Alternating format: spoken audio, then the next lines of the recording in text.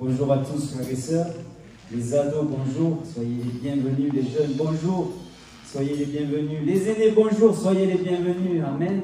On est là pour célébrer ensemble Jésus-Christ, notre Sauveur. Et je lisais ce verset. Ô Dieu, tu es mon espérance, Seigneur éternel. En toi, je me confie dès ma jeunesse. Et c'est mon témoignage aussi. J'avais mis en l'Éternel mon espérance. Et il s'est incliné vers moi, il a écouté mes cris. Alléluia. Chaque jour, Jésus est là. Chaque jour, Jésus est à nos côtés. Mes soucis ce matin, je laisse au loin. Et je me tourne vers demain. Oui, voici le jour que l'Éternel a fait. Amen. Vous êtes prêts à le louer, à l'adorer? Alors on se lève ensemble. Et on chante de tout notre cœur. Pour nous accompagner en papa bébé.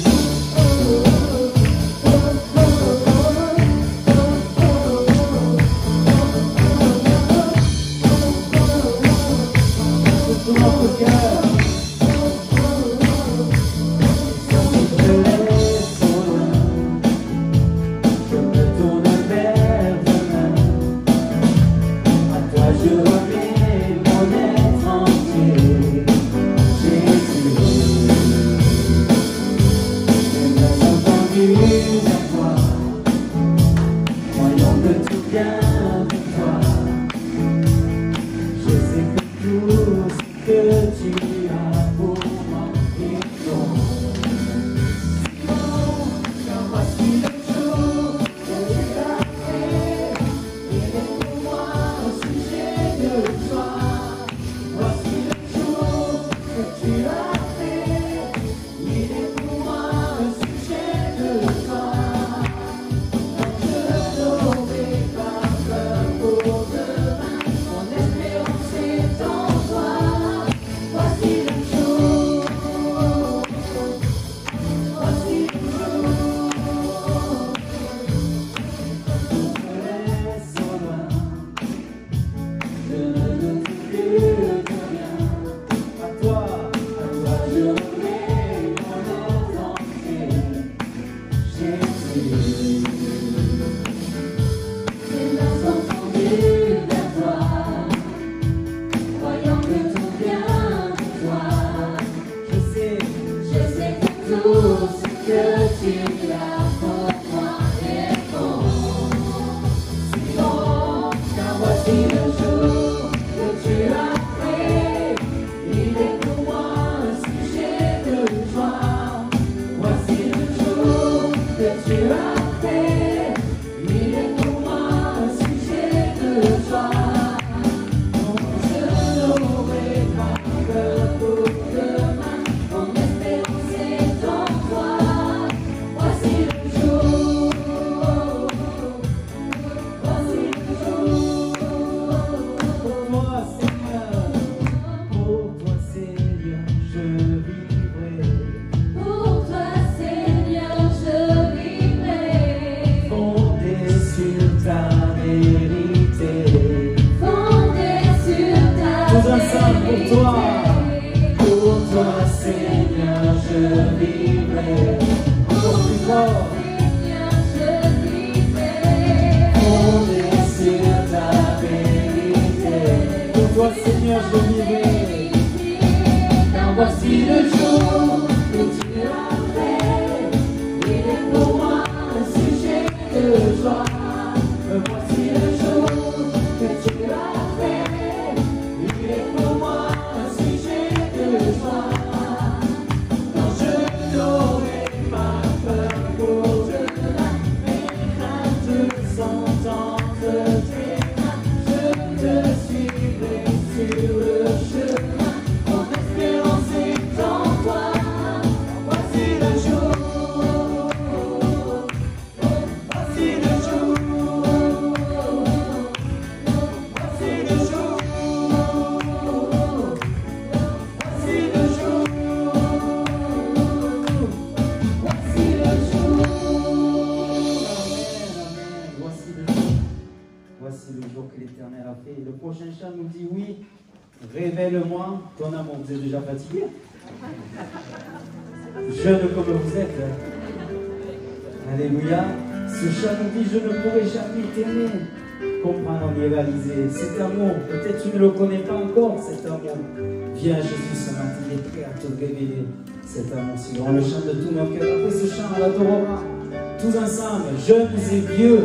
Où Dieu chante, se réjouiront à l'éternel. Chantons.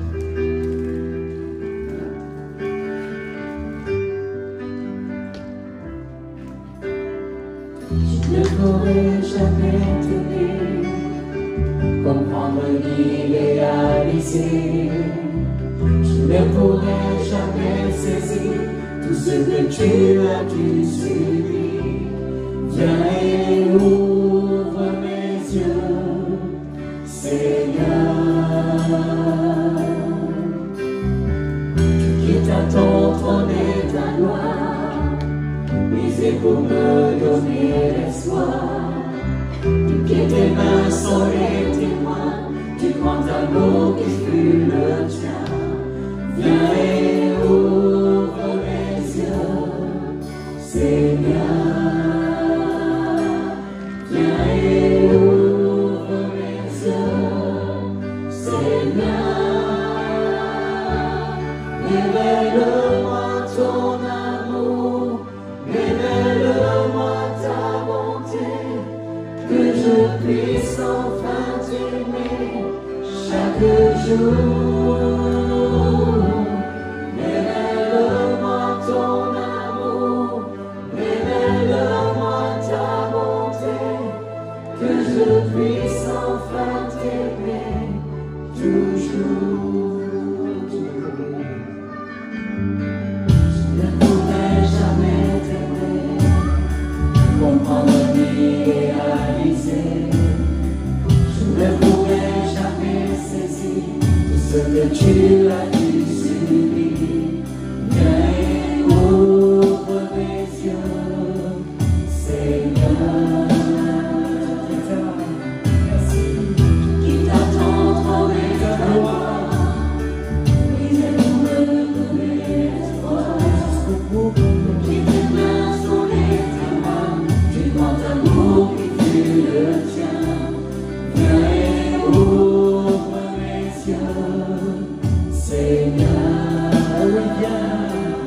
Viens et ouvre mes yeux, Seigneur.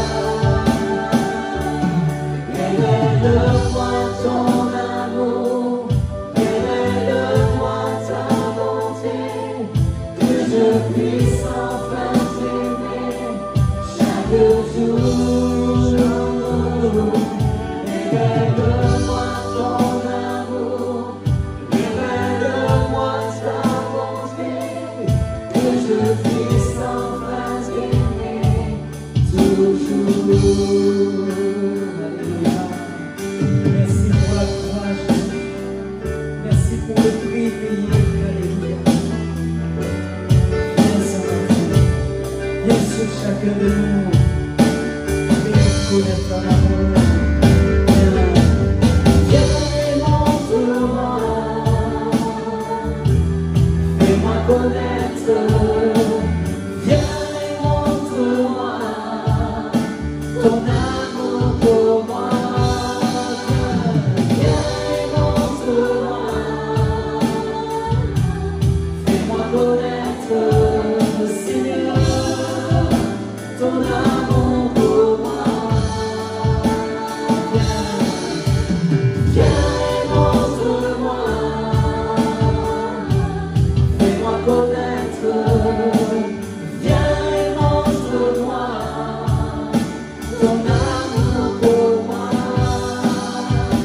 Viens et montre-moi, fais-moi connaître, Seigneur, ton amour pour moi. Révèle-moi ton amour, révèle-moi ta bonté, que je puisse enfin t'aimer chaque jour.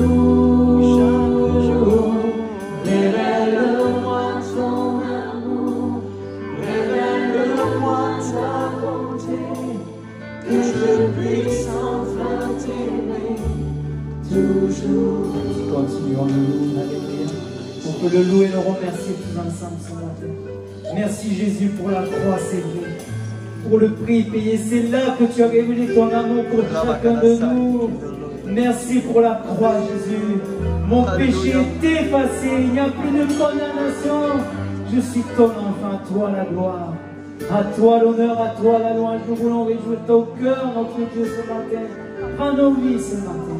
À toi la gloire. Louons-le.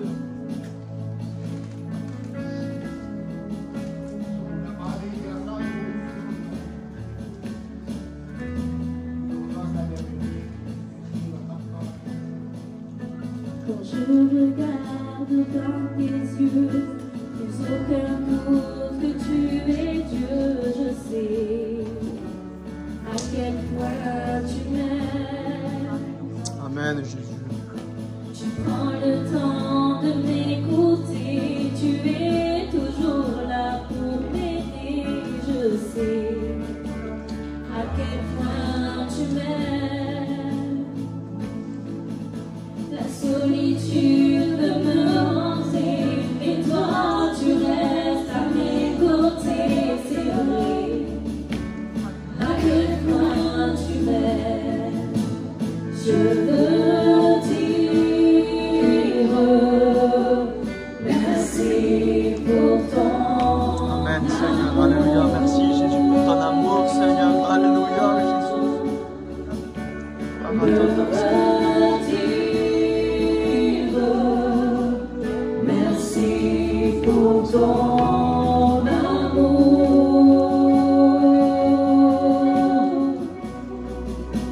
Je suis libre à cause de ton amour.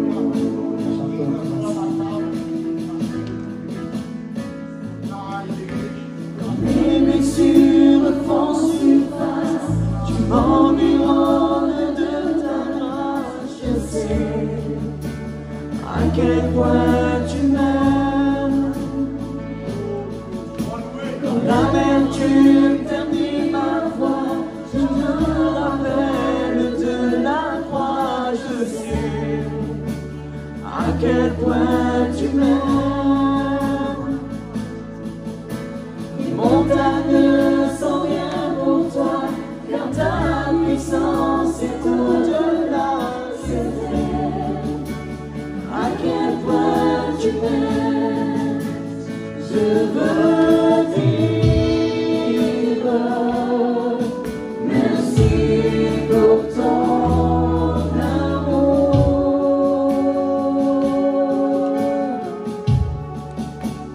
Le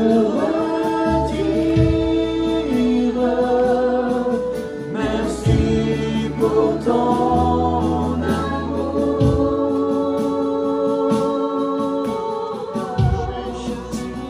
Je suis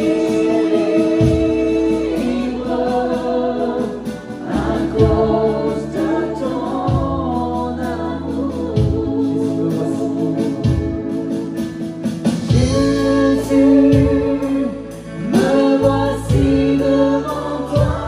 Amen. Alléluia, Seigneur. Je me prosterne à la Voici croix. devant toi, Seigneur Jésus.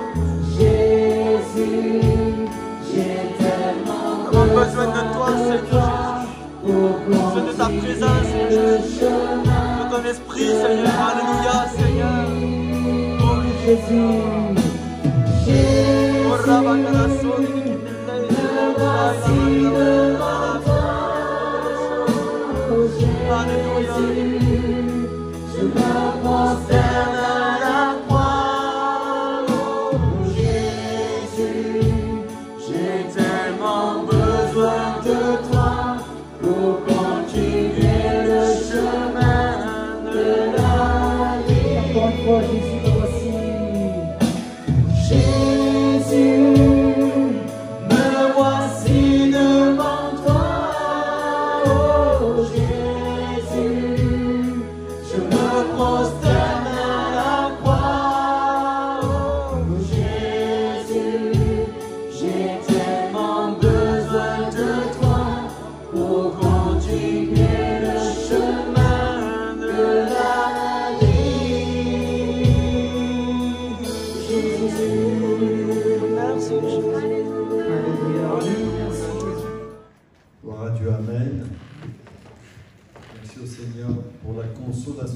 est capable de mettre dans notre vie.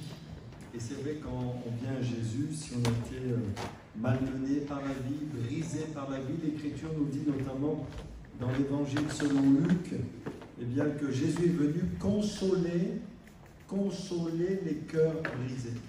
Pour une raison ou une autre, parfois nos cœurs sont brisés. Et le Seigneur est capable de nous restaurer, de nous relever, de nous régénérer, de nous guérir. Amen. Avant d'ouvrir la parole de Dieu, quelques annonces. Je vous annonce que nous aurons notre assemblée générale le 11 octobre 2020 à 11h15. Donc une assemblée générale que nous sommes tenus de faire. Nous aurions dû la faire au mois de mars, mais on n'a pas pu avec le confinement. Donc on la fera le 11 octobre à 11h15. Nous aurons, Dieu voulant, une pré-assemblée générale le vendredi 9 octobre. Nous pourrons poser quelques questions. Il faut faire le maximum pour les procurations. Et puis les membres rééligibles sont Monique Tran, Virginie Noël, Philippe Faure, Jean-Marie Ducrot. Et bien sûr, si vous voulez vous présenter, venir me voir. Et si vous avez des questions aussi, venir me voir pour que je puisse répondre à ces questions. Vendredi soir, nous aurons notre réunion de partage du message de l'Évangile à 20h30. Vous êtes les bienvenus, où nous allons annoncer la puissance de Jésus pour nous sauver, pour nous délivrer, pour changer nos vies. Que son nom soit pleinement béni. Amen. Voilà, on va partager pendant quelques instants la parole de Dieu. Et je voudrais commencer avec un petit dicton. Et ce petit dicton veut dire beaucoup de choses. Et c'est sur ce thème que je vais prêcher ce matin. Vous le connaissez certainement, ce dicton nous dit ceci: il ne faut pas mettre la charrue. Ça va, vous suivez? Je suis rassuré, j'ai dit si je commence et que personne ne suit, alors là. Et il ne faut pas mettre la charrue avant les bœufs. Ça veut dire quoi? Déjà, c'est une image très choc, parce que peut-être au moment où j'ai prononcé ces mots, certaines personnes avaient une image claire, et bien tout simplement d'une charrue qui était avant les bœufs, et c'est difficile d'avancer dans telles conditions. Ça veut dire quoi? Ça veut dire qu'on peut avoir tous les éléments pour réussir. Si les éléments ne sont pas coordonnés, ne sont pas à la bonne place, cela ne fonctionne pas. Par exemple, pour vous qui cuisinez, c'est important de respecter les recettes. Si vous mettez les éléments n'importe comment, à mon avis, la recette ne va pas être réussie. Et en ce qui concerne nos priorités, c'est la même chose. Vous savez que nous avons tous des obligations, nous avons tous des priorités, et nous nous rendons compte que le Seigneur désire vraiment nous aider dans ces priorités. Mais nous sommes appelés à gérer ces priorités avec la sagesse de notre Dieu, tout en sachant que Jésus nous dit ceci: cherchez d'abord, donc il est ici souligné une priorité, cherchez d'abord le royaume et la justice de Dieu, et toutes choses vous seront données par-dessus tout. Alors on a tous fait l'expérience de commencer en tant que chrétien notre journée sans prier. Vous savez, on ne sait pas ce que va nous réserver une journée. Dans une journée, il y aura certainement des surprises, des défis, des difficultés, des problèmes.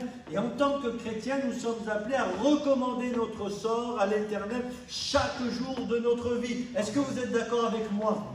Et nous sommes invités, avant même de commencer la journée, de prier pour que Dieu nous donne de la sagesse, pour qu'il nous donne des bonnes attitudes, pour qu'il mette dans notre cœur cet amour que nous pourrons partager avec les autres. Mais nous avons tous commencé un jour cette journée sans avoir recommandé notre sort à l'Éternel, et nous avons pu remarquer bien que cela était parfois très très difficile. Pourquoi? Parce que nous n'avons pas mis les bonnes priorités à la bonne place.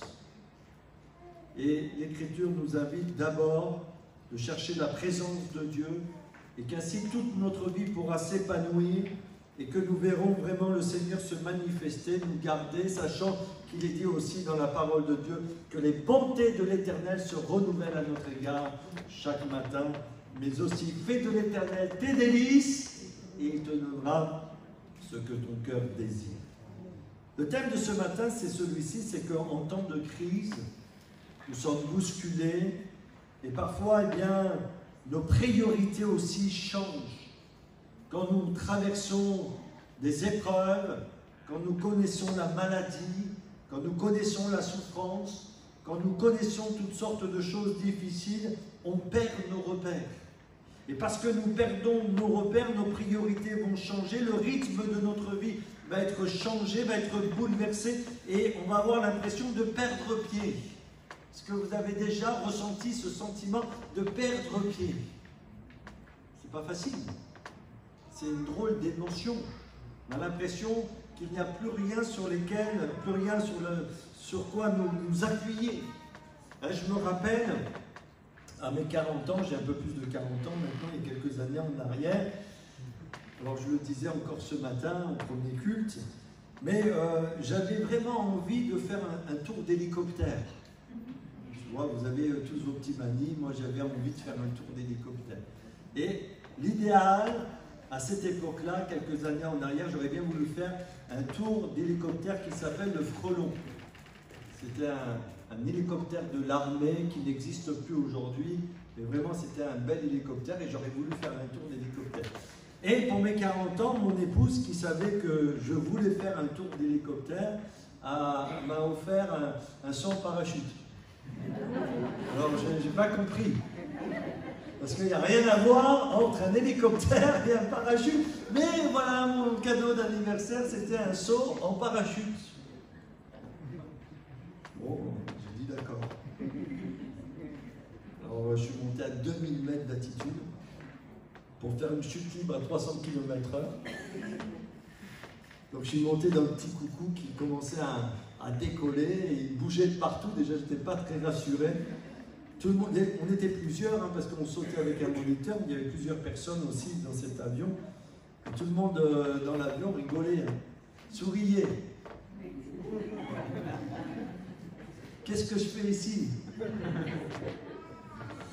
Et puis à un moment donné, on se met au bord de l'avion avec le moniteur. Alors, vous avez les pieds dans le vide, hein, c'est impressionnant. C'était au-dessus des falaises d'Étretat.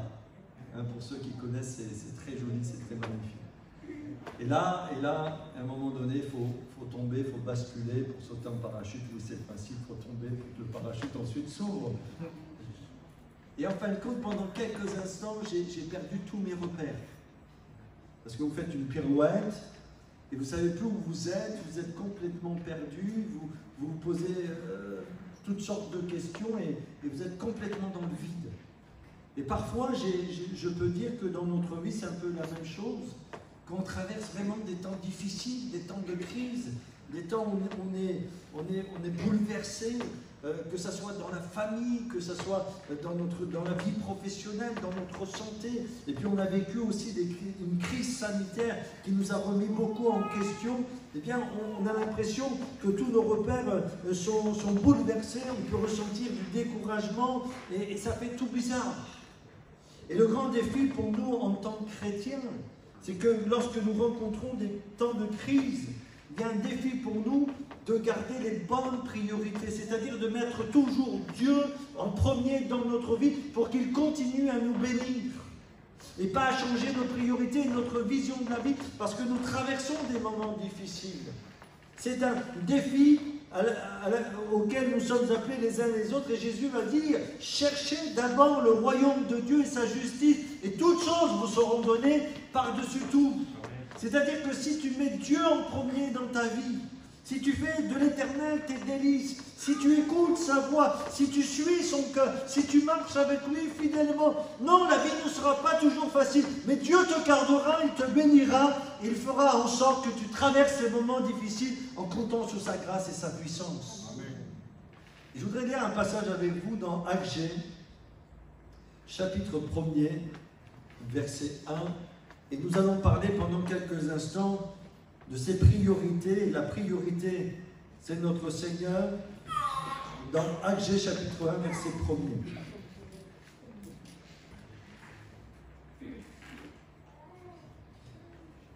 La seconde année du roi Darius, le premier jour du 6e mois, la parole de l'Éternel fut adressée par Agé le prophète à Zorobabel, fils de Shétiel, gouverneur de Juda, et à Josué, fils de Josadak, le souverain sacrificateur en ces mots. Ainsi parle l'Éternel des armées. Ce peuple dit, Le temps n'est pas venu, le temps de rebâtir la maison de l'Éternel. C'est pourquoi la parole de l'Éternel leur fut adressée par Agé le prophète en ces mots. Est-ce le temps pour vous d'habiter vos demeures lambrissées quand cette maison est détruite? Ainsi parle maintenant l'Éternel des armées. Considérez attentivement vos voies. Vous semez beaucoup et vous recueillez peu. Vous mangez et vous n'êtes pas rassasiés. Vous buvez et vous n'êtes pas désaltérés. Vous êtes vêtus et vous n'avez pas chaud. Le salaire de celui qui est à gage tombe dans un sac percé. Ainsi parle l'Éternel des armées. Considérez attentivement vos voies. Montez sur la montagne, apportez du bois et bâtissez la maison. J'en aurai de la joie et je serai glorifié, dit l'Éternel. Vous comptiez sur beaucoup et voici, vous avez eu peu. Vous l'avez rentré chez vous, mais j'ai soufflé dessus. Pourquoi, dit l'Éternel des armées? À cause de ma maison qui est détruite, tandis que vous vous empressez chacun pour sa maison. C'est pourquoi les cieux vous ont refusé la rosée et la terre a refusé ses produits. J'ai appelé la sécheresse sur le pays, sur les montagnes, sur le blé, sur le mou, sur l'huile, sur ce que la terre peut rapporter, sur les hommes et sur les bêtes, et sur tout le travail des mains.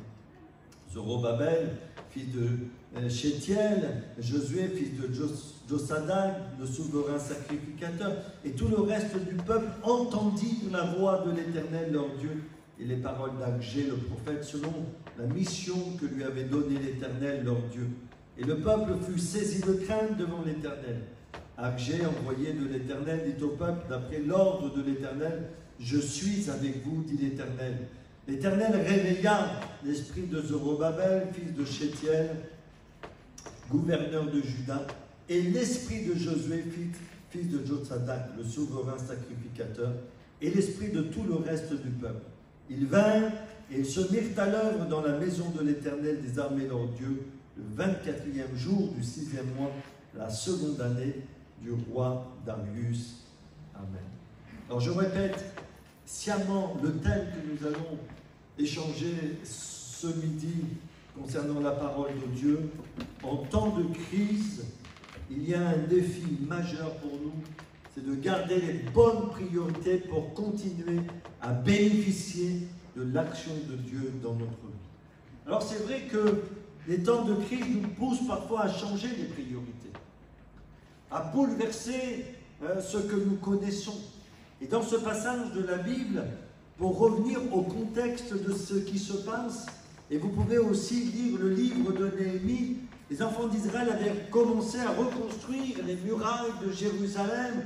Ils voulaient rebâtir le temple de Dieu. Ils voulaient redonner à cette ville de Jérusalem sa splendeur d'autrefois. Mais quand nous lisons l'histoire, en fin de compte, nous découvrons qu'ils ont rencontré beaucoup de difficultés, beaucoup de problèmes. Ils ont rencontré de l'opposition parce que très vite, les ennemis de ce peuple se sont ligués pour stopper l'avancée de l'œuvre de Dieu.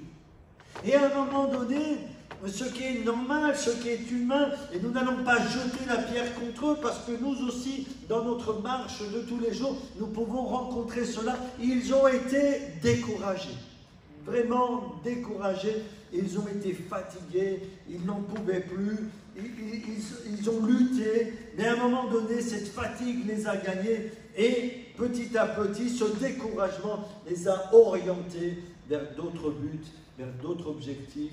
Et notamment, ils ont décidé de délaisser la maison de Dieu pour s'occuper de leur propre maison. Alors, il n'y a rien de mal de s'occuper de sa maison, mais on va penser en termes de priorité. L'Écriture nous dit, cherchez d'abord le royaume et la justice de Dieu. Les temps de crise modifient notre manière de voir les choses. Et ils vont dire, ils se disaient en eux-mêmes, quand il s'agissait des choses spirituelles, quand il s'agissait de leur communion avec Dieu, parce que la maison de Dieu ici est un symbole de la présence de Dieu, où nous sommes appelés à manifester notre amour pour Dieu et cette communion avec eux, avec lui, il disait ceci, ce n'est pas le temps de rebâtir la maison. Donc, même leur mentalité avait été touchée par la difficulté, leur priorité avait changé. Et parfois, nous pouvons nous aussi, malheureusement, tenir ce langage concernant notre vie spirituelle. Ce n'est pas le temps. Peut-être quelqu'un se dit en lui-même, mais ce n'est pas le temps pour moi de suivre Jésus. Mon ami, est-ce que tu es sauvé? Est-ce que tu es sûr, eh bien, qu'après cette mort, tu vas passer ton éternité dans la présence de Dieu? Est-ce que tu as fait la paix avec le Seigneur? Et j'aime le dire, le jour où on se repent de ses péchés, c'est une bénédiction merveilleuse, puisque l'Écriture nous dit qu'il n'y a plus de condamnation pour ceux qui sont en Jésus-Christ. Amen! C'est extraordinaire ce salut que Jésus nous propose. Pour ceux et celles qui ont fait cette expérience. Moi, pour ma part, avant de connaître Jésus, je me sentais misérable, je me sentais sale, je me sentais seul, je me sentais démuni devant les combats, les difficultés. Et adolescent, j'avais été marqué profondément dans ma vie. Et quand je regardais l'avenir, je ne pouvais pas regarder l'avenir avec enthousiasme. Cela était impossible pour moi parce que l'espérance était morte dans mon cœur. Mais quand Jésus est venu, et quand je me suis repenti, parce que la repentance, c'est une puissante bénédiction pour l'être humain. Quand tu reconnais tes torts, quand tu reconnais que tu as fait fausse route, quand tu reconnais le mal qu'il y a dans ta vie, mais c'est vrai qu'il y a cette part de guérison, de consolation, mais quand tu reconnais ces choses, et que tu laisses Dieu agir, et qu'il te transforme de l'intérieur, cette paix que le monde ne peut pas te donner, elle vient habiter dans ton cœur. Et ça, c'est merveilleux, la joie et la paix. Donc, il n'est pas le temps, peut-être, pour quelqu'un, eh bien, de recevoir Jésus comme son sauveur. Il n'est pas le temps de servir Dieu, il n'est pas le temps de ceci, il n'est pas le temps de cela. En tout cas, Dieu nous invite vraiment à avoir ces priorités qui vont le glorifier et qui va lui permettre d'agir puissamment dans notre vie. La mauvaise gestion aussi des priorités ne peut pas nous apporter de la satisfaction dans notre cœur. Est-ce mal d'avoir une maison? Non, il n'y a rien de mal. Mais on voit qu'il y avait un déséquilibre chez le peuple de Dieu. Et ce déséquilibre, eh bien, en fin de compte, ne pouvait pas engendrer la bénédiction dans leur vie. Il fallait qu'ils s'occupent de chez eux, oui, mais il fallait qu'ils prennent soin de leur vie spirituelle. Et Christ va dire ceci, à quoi servirait-il à un homme de gagner le monde entier s'il perdait son âme? Donc il y avait un déséquilibre qui s'était installé chez eux. Et les mauvaises priorités nous épuisent, nous fatiguent. Et là, dans la parole de Dieu, il nous est dit, considérez attentivement vos voies. Vous semez beaucoup, mais vous recueillez peu. Vous mangez, mais vous n'êtes pas rassasiés. Et puis le salaire qui tombe dans un sac percé, c'est-à-dire que rien ne pouvait durer et continuer dans leur vie parce qu'ils n'avaient pas les bonnes priorités. Tous leurs efforts étaient voués à l'échec.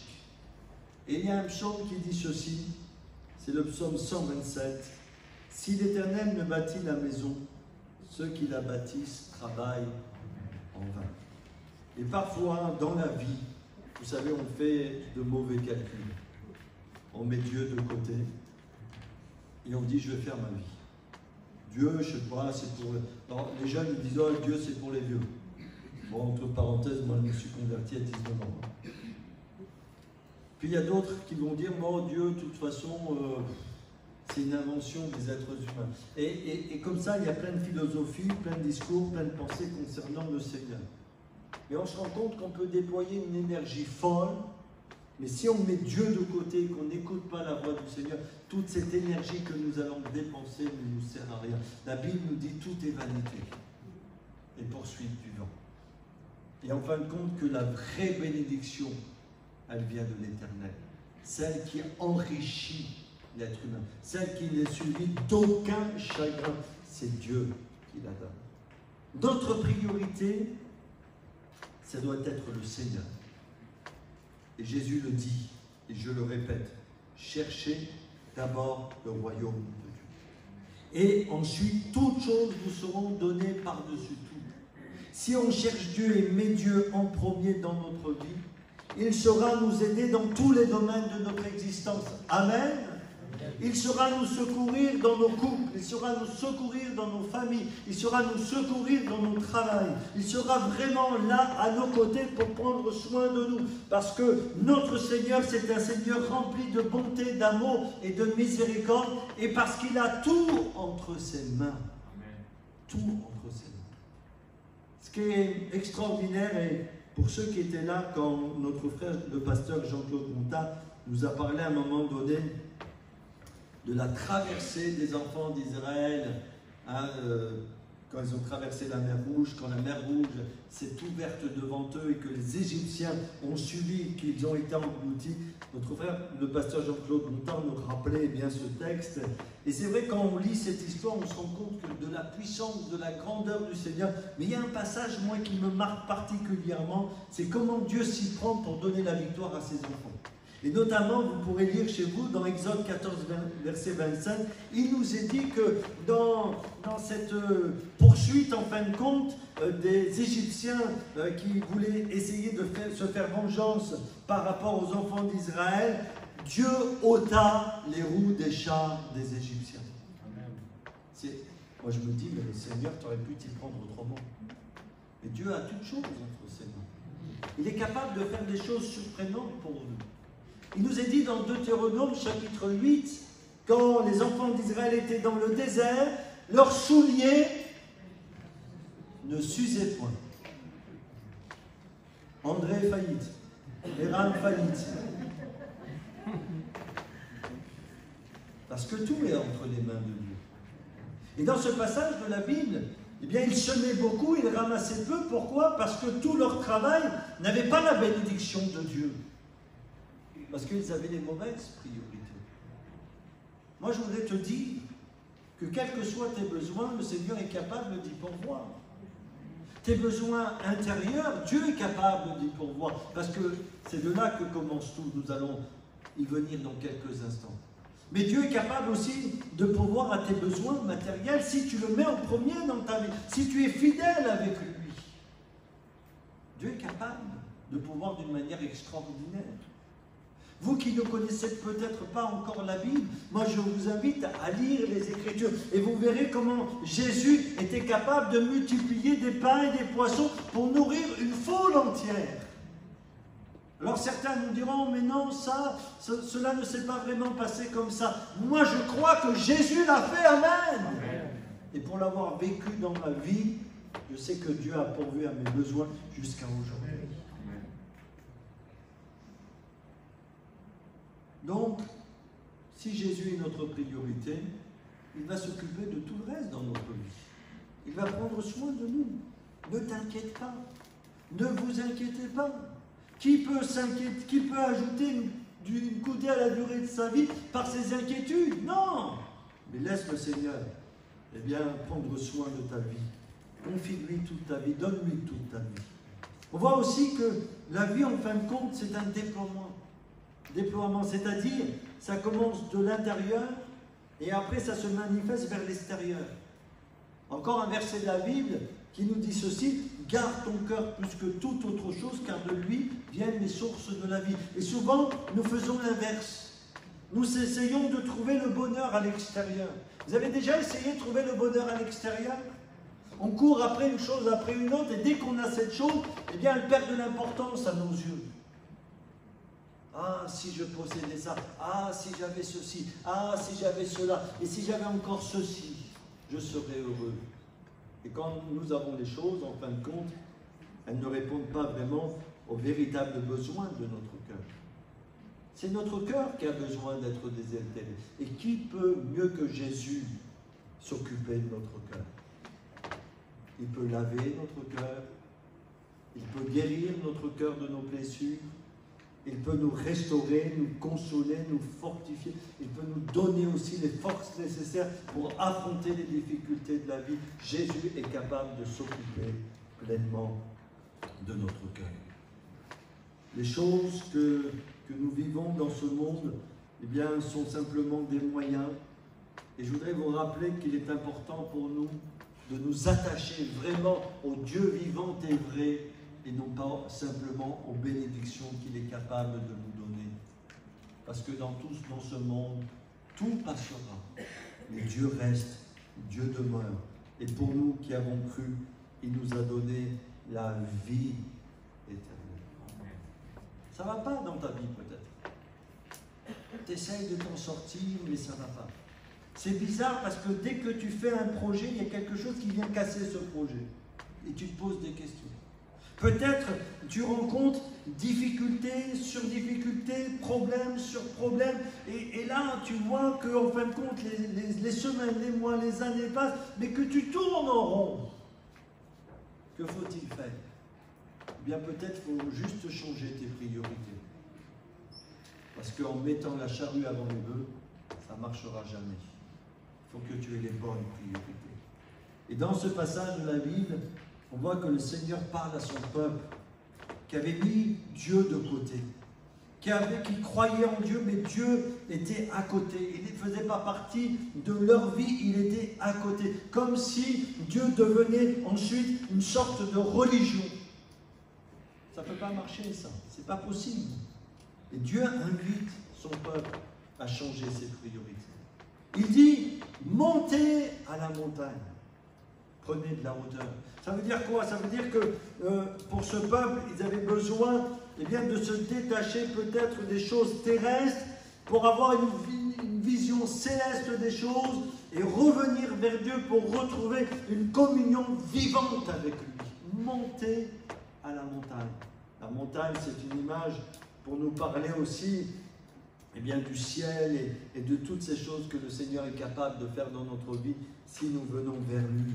Apporter du bois, ceci peut nous parler tout simplement de l'humilité que nous devons manifester quand nous nous approchons de Dieu, et puis bâtisser, c'est-à-dire se mettre en action, parce que les plus beaux conseils, s'ils ne sont pas mis en pratique, ils n'ont aucune valeur dans notre vie.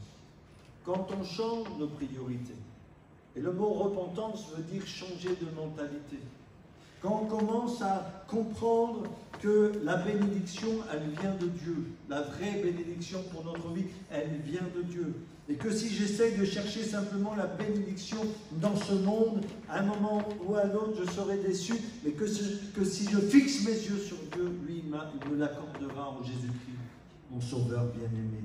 Eh bien, tout change à partir de ce moment-là. Parce que Dieu va mettre la joie, la paix, même dans les moments difficiles, parce que c'est une réalité.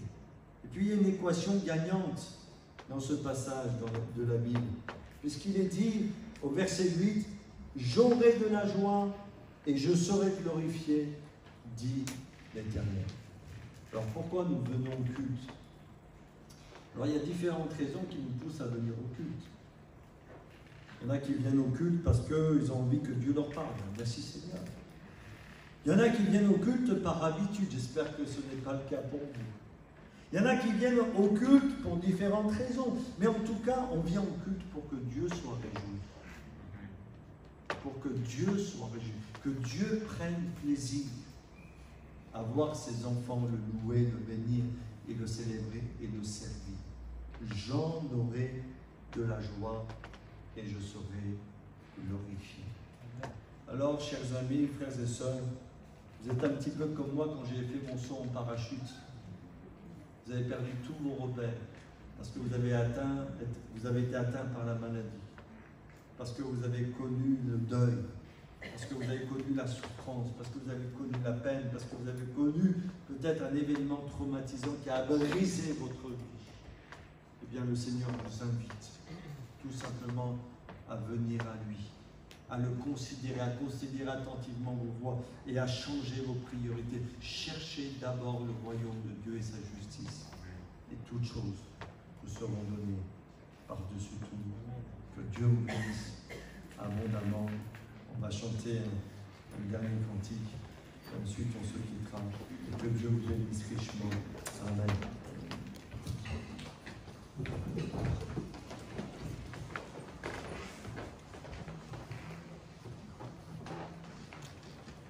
Voilà, on va prendre ce dernier chant qui nous dit oui, Jésus, je te suivrai. Amen. C'est ce qu'on veut faire Jésus, je te suivrai. Et ensuite, frères et sœurs, vous pouvez déposer vos offrandes dans le trône en sortant. On se séparera, on priera une dernière fois. On chante de tout notre cœur, gloire à Dieu.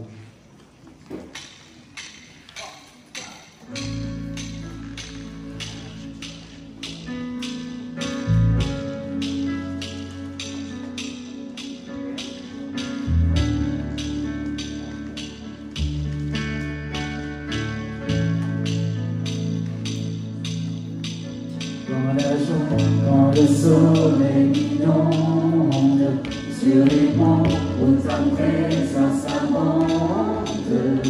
Oh. Jésus, je te suivrai. Dans la peine, quand mon âme sombre, dans la vallée du deuil et de l'ombre. Oh. Jésus, je te suivrai. Car tu es mort pour moi. Je vivrai pour toi. Tu t'es offert sans rien garder. Tu as souffert pour me sauver. Jésus, je te suivrai. Je t'aimerai plus que la vie. Te servirai malgré le prix. Oh. Jésus, je te suivrai. Confiant quand la foi est profonde, dans le doute quand ma paix semble fondre. Oh. Jésus, je te suivrai. Car tu es mort pour moi. Je vivrai pour toi. Car tu es mort pour moi. Je vivrai pour toi. Tu t'es offert sans rien garder. Tu as souffert pour me sauver. Jésus, je te suivrai. Je t'aimerai plus que la vie. Te servirai malgré le prix. Oh. Jésus, je te suivrai.